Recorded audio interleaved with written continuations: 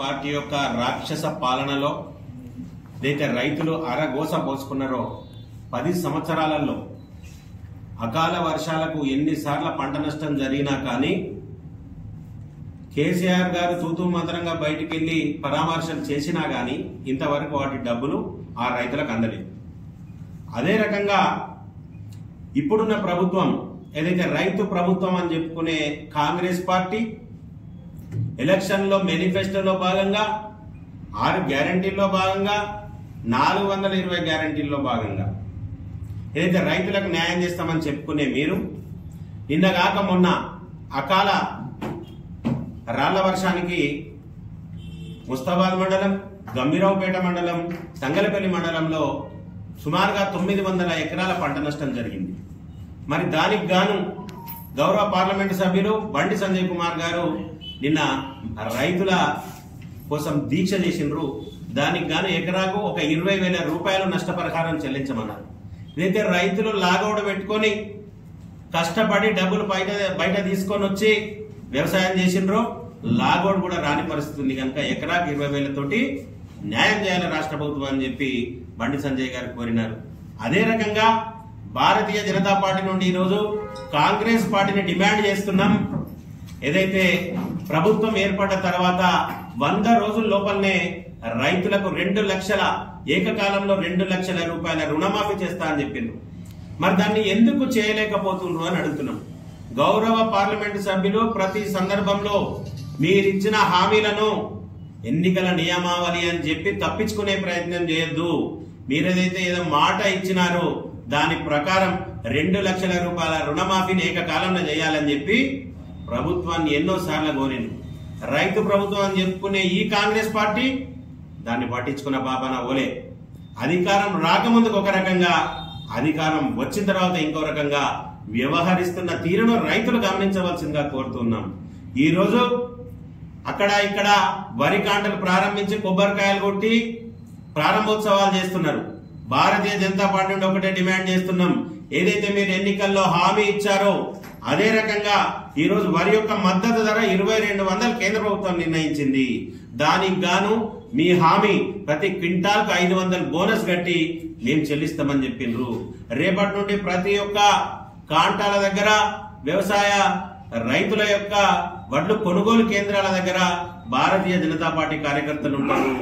మీరు 500 బోనస్ తో సహా దీన్ని చెల్లిస్తారా లేదా అన్న దాన్ని భారతీయ జనతా పార్టీ పరిశీలిస్తుంది. రైతులకు ఏ కోశాన అన్యాయం జరగకుండా కాంగ్రెస్ పార్టీ ఏదైతే మాట ఇచ్చిందో, ఏదైతే కమిట్మెంట్స్ ఇచ్చిందో, ఏదైతే గ్యారంటీలు ఇచ్చిందో వాటి మీద నిలబడదాకా పార్టీని వదిలిపెట్టమని చెప్తున్నాం.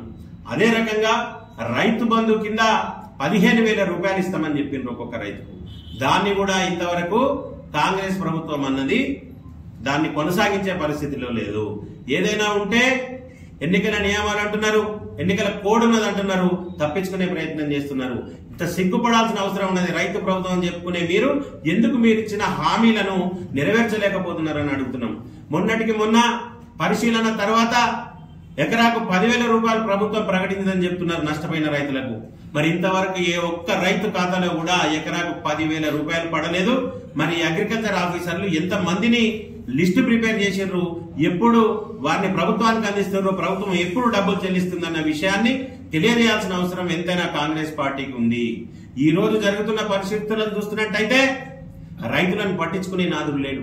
అధికారం వచ్చేదాకా రైతు ప్రభుత్వాలు రైతులను మేము ఆదుకుంటామని చెప్పుకునే వాళ్ళంతా రైతులకు మోసం చేసే పరిస్థితిలో ఉన్నది. మరి దీన్ని రైతులు గమనించవలసిందిగా చూస్తున్నాం. ఏదైతే రాక్షస పాలనను అంతమొందించి దేనం మీద ఉన్నది పొయ్యిలో పడ్డట్టుగా కాంగ్రెస్ ప్రభుత్వాన్ని తీసుకొని వచ్చి రైతులు ఇంకా నష్టపోయే పరిస్థితి వస్తున్నది. కనుక వాళ్ళు గమనించాలి. మీకోసం ఏదైతే ప్రణాళికలు చేసినామని చెప్పుకుంటున్నారో వాటిని నిర్వర్తించే పరిస్థితులు ఈ ప్రభుత్వం లేదు.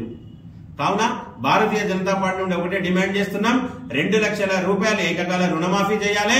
ఏదైతే బోనస్ గా 500 రూపాయలు ప్రకటిస్తామన్నారో రేపటి నుండి ఎక్కడైతే వరి కొనుగోలు కేంద్రాలను అక్కడ ప్రతి క్వింటాల్కు 2200 రూపాయలు ఎంఎస్పీ ధర ఉంది కనుక మద్దతు ధర 2700 రూపాయలు చెల్లించి రైతులను ఆదుకోవాలి.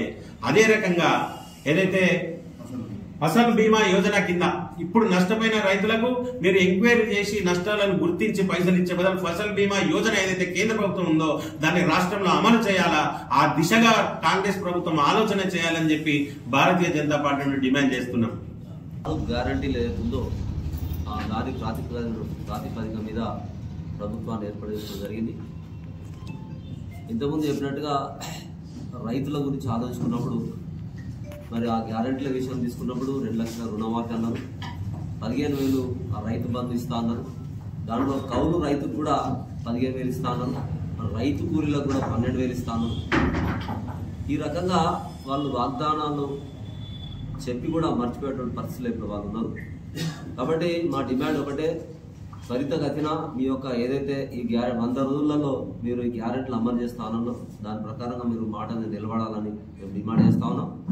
ముఖ్యంగా కేసీఆర్, కేటీఆర్ గారు ఈ గమ్రాపేట మండల్, ముస్తాబాద్ మండల్ వాళ్ళు కూడా ఈ దెబ్బతిన్నటువంటి పంటలను దాన్ని చూడడానికి రావడం జరిగింది. మేము స్వయంగా పోయిన సంవత్సరము ఈ వీర్నపల్లి మండల్, అదే రకంగా ఎల్లారెడ్డి మండలంలో దెబ్బతిన్నటువంటి అంటే అకాల వర్షాలు అప్పుడు కూడా పడ్డాయి. ఆ రాళ్ళవానకు దెబ్బతిన్న పంటలకు ఎకరానికి 10,000 ఇస్తామని హామీ ఇచ్చినప్పుడు దాన్ని అతిగతి లేదు. వాళ్ళు మాట ఇచ్చినటువంటి ఏదైతుందో వాటిని మర్చిపోయి ఇప్పుడు తగుదనమ్మా అని మళ్ళీ ఈ పంటల మీద పడి ఈ ప్రభుత్వాలు ఆదుకోవాలన్నటువంటి ఏదైతే మాట ఉందో అది సిగ్గుచేటుగా ఉంది. కాబట్టి మీరు ప్రశ్నించే హక్కును కోల్పోయారు.